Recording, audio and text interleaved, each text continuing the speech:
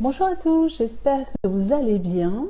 Alors aujourd'hui, je vais vous faire un petit live sur la croix d'incarnation, un petit live court, parce qu'on me demande souvent et on assimile souvent la croix d'incarnation à la mission de vie en Human Design. Donc en Human Design, la croix d'incarnation, c'est ce qu'on est venu faire sur Terre, c'est un petit peu ce qu'on va venir faire ici, en fait, tout simplement. En Human Design, il en existe plus de 250, donc c'est très compliqué de toutes les connaître. Et à chaque fois, je fais des lectures différentes. À chaque fois, j'ai des croix d'incarnation qui sont différentes. Donc, on a vraiment chacun nos spécificités. On est vraiment là dans la science de la différenciation.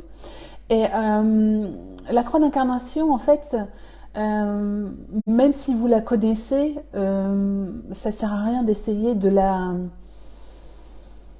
manifester. En fait, tout simplement, votre croix d'incarnation va se mettre en place, va être correcte à partir du moment où vous respectez votre autorité et votre stratégie. Ça veut dire que si vous respectez votre autorité et votre stratégie, eh bien, vous serez donc complètement aligné, avec tous les centres alignés, vous serez plus dans le non-soi. Et à partir du moment où vous êtes plus dans le non-soi, vous êtes complètement aligné avec tous vos centres, avec tous vos canaux, vos portes, etc., que tout est OK, et bien là, votre mission de vie, enfin, votre croix d'incarnation apparaît, en fait. Mais c'est pas toujours simple alors de le comprendre aussi, mais de le vivre.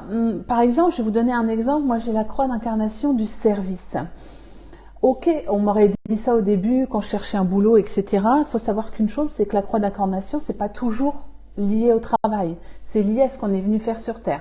Donc moi, logiquement, la croix d'incarnation du service, c'est je suis au service des autres. Ça peut être au service de ma famille, ça peut être au service d'une organisation, de personnes, etc. J'ai eu des périodes où j'étais alignée. Maintenant, je suis encore plus alignée qu'avant, mais j'ai eu des moments où je n'étais pas du tout alignée dans ma vie et des moments où je l'ai été. Et l'un des moments phares où je l'ai été, c'était quand j'avais créé une marque de vêtements de pole dance. Eh bien, j'étais alignée parce que j'étais dans ma croix d'incarnation du service aux personnes pour qu'elles se sentent bien dans leur corps. Et j'utilisais la création de vêtements pour ça. J'ai été bien aussi quand j'avais une agence social média où je faisais donc des consultations, du coaching médias sociaux, etc. Donc là, pareil, j'étais au service des entreprises.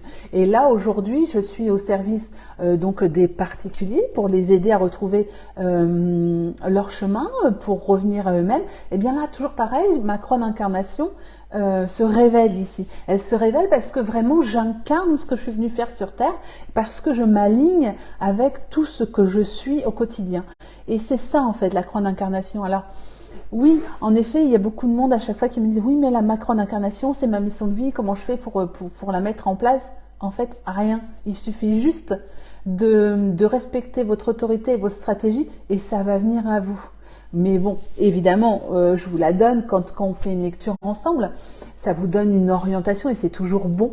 Mais voilà, c'est ce que je voulais vous dire aujourd'hui sur la croix d'incarnation. Si vous avez des questions, n'hésitez pas à me les poser. Je suis une bonne générateur, donc moi c'est plus facile quand on me pose des questions. Et c'est plus facile pour moi d'y répondre. Je vous embrasse je vous embrasse. Pardon, je vous souhaite une bonne journée et puis un très bon week-end. Ciao, ciao.